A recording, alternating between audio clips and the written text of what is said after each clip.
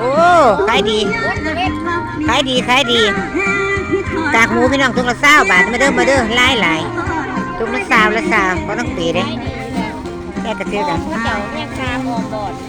ฮะหอมบอดก็เจ้ายังคาแล้วก่อนว่ามันแซ่บเนาะกากหมูทุกละ20 บาทได้หลาย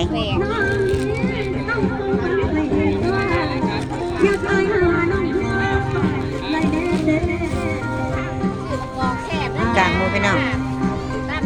กากหมูได้จ้าตำใส่บะฮงกันน้ำทั่วหอมมะกอกเนาะ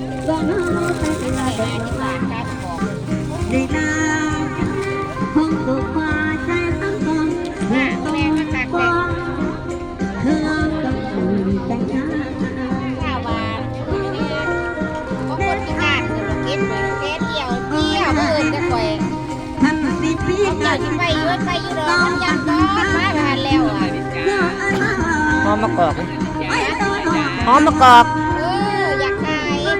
โอ้ยก่อนไปอยู่วันจันทร์พูดกองแสบจ้า10 บาทจ้ากองพักมาไปซีมึงเลย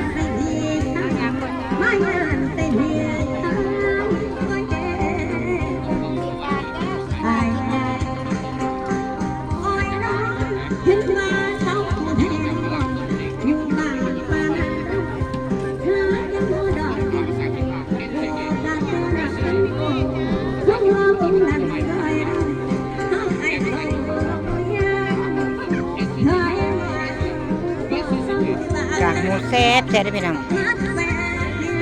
ถุงละ20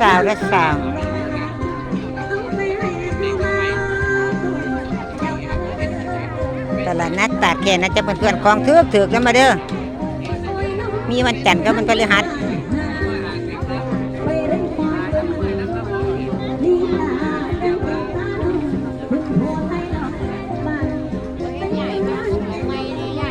ฮะอะไรเรารับว่าใหญ่มองเนาะใหญ